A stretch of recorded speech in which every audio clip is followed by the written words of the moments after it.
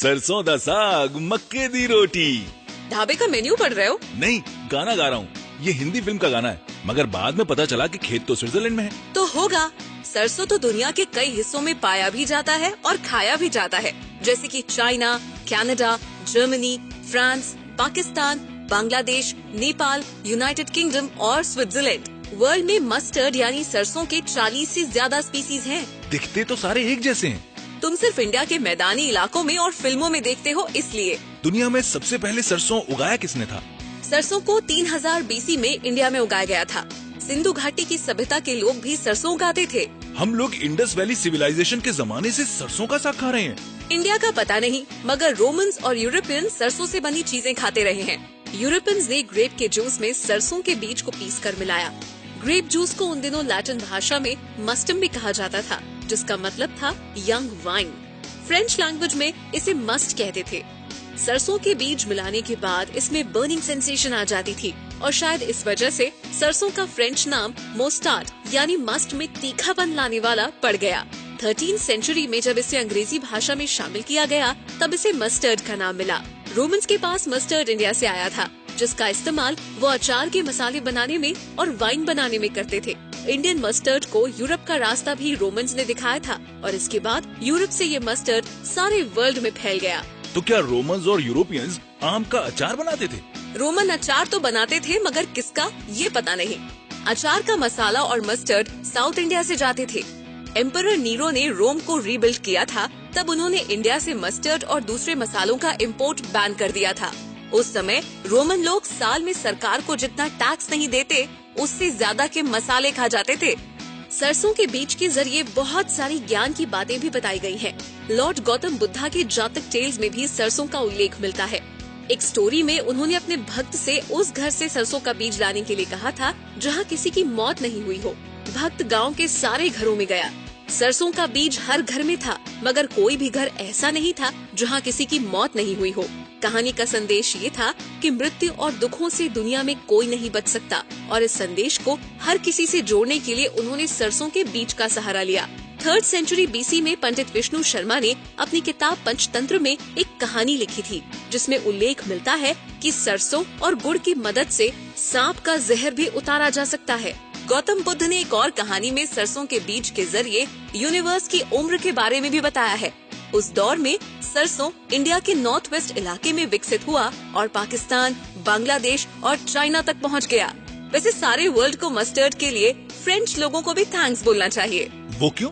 वो मस्टर्ड को ancient times में बेल्जियम, स्विट्जरलैंड, फ्रांस और इटली के इलाकों में बसे गॉल में ले गए। देखते ही देखते जर्मनी और ब्रिटेन में भी लोगों को सरसों का स्वाद पसंद आने लगा। 13वीं सेंचुरी में फ्रांस का डिजों मस्टर्ड का सबसे बड़ा ट्रेड सेंटर बन गया और 14वीं सेंचुरी से 18वीं सेंचुरी के बीच यहाँ से सारे फ्रांस, यूरोप और रशिया में मस्टर्ड की सप्लाई होने लगी। इस मस्टर्ड को डिजो मस्टर्ड कहा जाता था। 1777 में फ्रांस के मॉरिस ग्रे ने automatic mustard making machine invent की, जिसके बाद इस मशीन से निकलने वाली मस्टर्ड को व्हाइट वाइन में मिलाकर बेचा जाने लगा। ऑटोमेटिक मस्टर्ड मेकिंग मशीन, अब ये क्या है? सरसों के पेड़ में सीड्स पाए जाते हैं। सीड से सरसों का तेल निकलता है। Automatic mustard making machine seed से तेल निकालने का काम करती थी।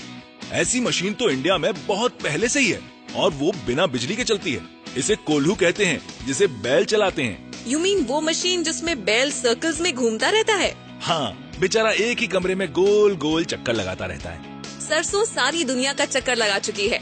यूरोप के बाद 19वीं सेंचुरी में अमेरिकन्स को सरसों का स्वाद पसंद आया और आज अमेरिका मस्टर्ड का सबसे बड़ा कंज्यूमर है। अमेरिका में इंडिया से भी ज्यादा सरसों खाया जाता है क्या? हाँ, इंडिया के टोटल एडिबल ऑयल कंजम्पशन में मस्टर्ड का परसेंटेज 13% है। मस्टर्ड के बीज 3 कलर के होते हैं, ब्लैक, ब्राउन और व्हाइट। इंडिया में ब्राउन कलर के बीज का मस्टर्ड खाया जाता है। इस ब्राउन सीड का ओरिजिन अपर हिमालयाज में हुआ था और फिर धीरे धीरे ये इंडिया के कई और हिस्सों में उगने लगा। इंडिया में हर साल तकरीबन 60 लाख टन सरसों का उत्पादन होता है। इसके अलावा इंडिया ऑयल केक का भी बहुत बड़ा एक्सपोर्टर है। चॉकलेट केक का तो नाम सुना था, ये ऑयल का केक क्या भला है? सरसों के बीज से तेल निकालने के बाद जो हिस्सा बच जाता है उसे ऑयल केक कहते हैं। इंडिया हर साल 4 लाख टन से ज्यादा ऑयल केक एक्सपोर्ट करता है। मतलब सरसों का प्लांट तो असली मनी प्लांट है।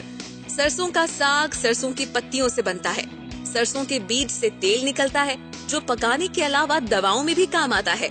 एक यूज बताना तो तुम भूल ही गयी, सरसों के खेत रोमांटिक गाने शूट करने के काम आते हैं। ओफो, इंडिया और डेनमार्क में माना जाता है कि सरसों का तेल घर के दरवाजों के दोनों ओर रख दिया जाए तो घर में इविल स्पिरिट्स एंटर नहीं होती। सरसों हमें भूतों से भी प्रिजर्व करती है। सरसों बहुत अच्छी प्रिजर्वेटिव है। जो आम, नींबू, मिर्ची, मूली और गोभी के अचार तुम खाते हो, उनके प्रिजर्वेशन में सरसों का भी बहुत बड़ा रोल है। तब तो सरसों वाकई में बहुत जरूरी है। इंडिया की बात करें तो उत्तर भारत, उत्तर पश्चिमी भारत और मैदानी इलाकों में ज्यादातर सरसों का तेल खाया जाता है। सरसों को तमिल और मलयालम में काडगू, तेलुगु में अवलू और मराठी में मोहरी कहा जाता है। सरसों के तेल से अचार बन सकता है, ये खोज सबसे पहले आंध्र प्रदेश में हुई थी। ये आम का अचार किस सदी में पहली बार पड़ा ये तो पता नहीं, मगर अचार के मसाले जरूर रोमन्स को भेजे जाते थे। वैसे हम इंडियन साल भर में कितनी सरसों खा जाते हैं? सिर्फ खाते ही नहीं है, सरसों के तेल से बच्चों की मालिश होती है। दीपावली की रात दिए जलाए जाते हैं। इंडिया में हर साल तकरीबन 1,70,00,000 टन सरसों का तेल बनता है।